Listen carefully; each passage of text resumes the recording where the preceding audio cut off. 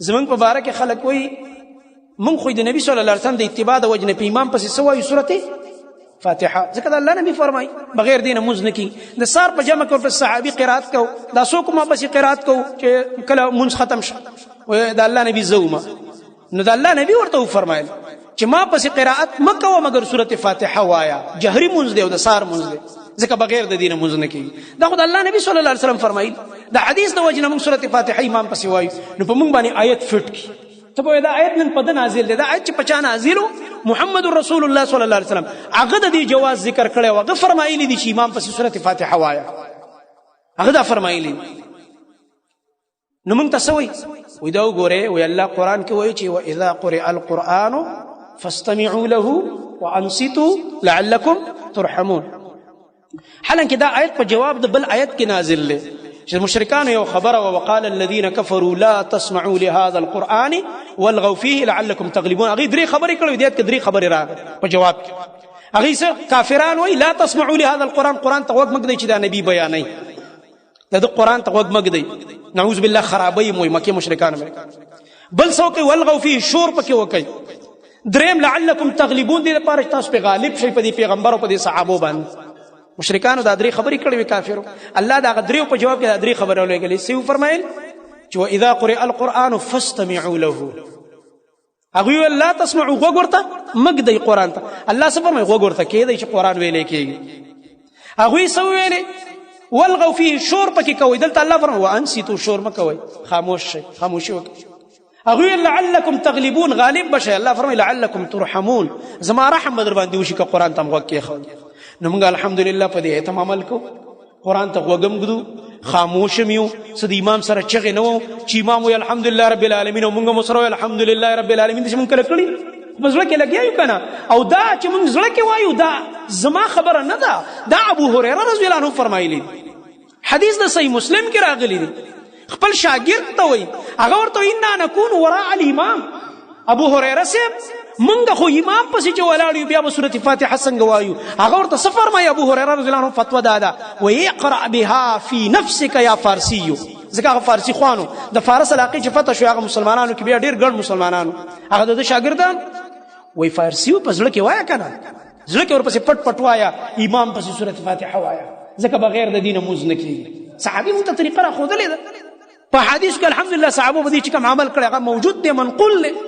یو خو ضد دی او عناد دی او فرقه پرستی ده او مسلک پرستی، خو جدا خبرې دي.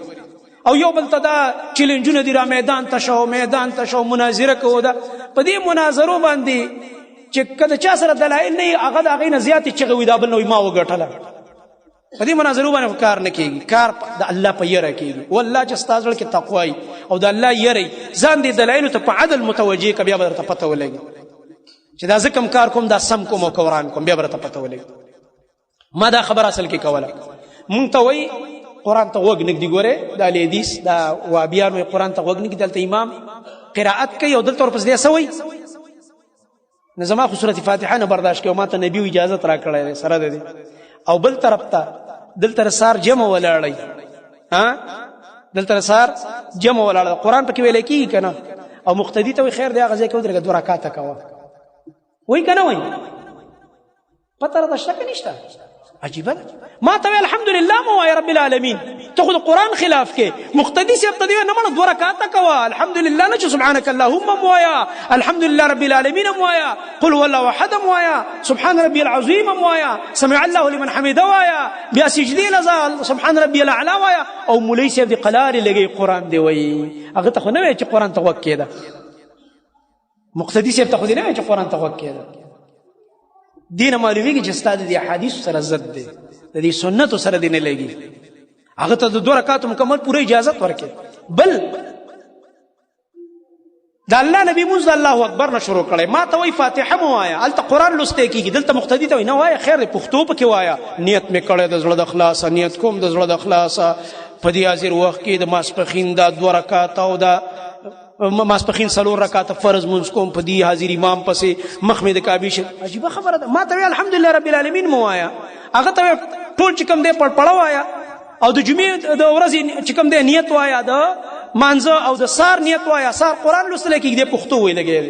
ما ته فاتحه مو وایا هغه ته خیر دې پښتو وایا نیت پکې وایا ما ته د ماخام په مانځ کې چې قران لوستل کېږي ما ته سورۃ فاتحه مو وایا هغه ته وایا پښتو چې نیت مې کړې د زړه د خلاصانو دا ولي څه کوي لګي دلته قران لوستل کېږي کم سوي لګي زه سورۃ فاتحه هم دا دې سوي دغه هغه سوي چې نه قران نه ثابت دي نه د حدیث نه د صحابهونه بلکې احناف علماء پیرت کړي او د بدعت اجازه هغه ته ورکي او ما ته په حدیث باندې د عمل اجازه نه راکې دا څنګه چللې د کوټې سر یو دی او هواګانې پکې دوه لګيږي وای خلک وای عجيبه خبره ده دا خو ناشنا خبره ده نه دی وجه نظام محترمونو دا تعصبات دي دا زدونه او عنادونه دي د دې نه ځان ساتل پکار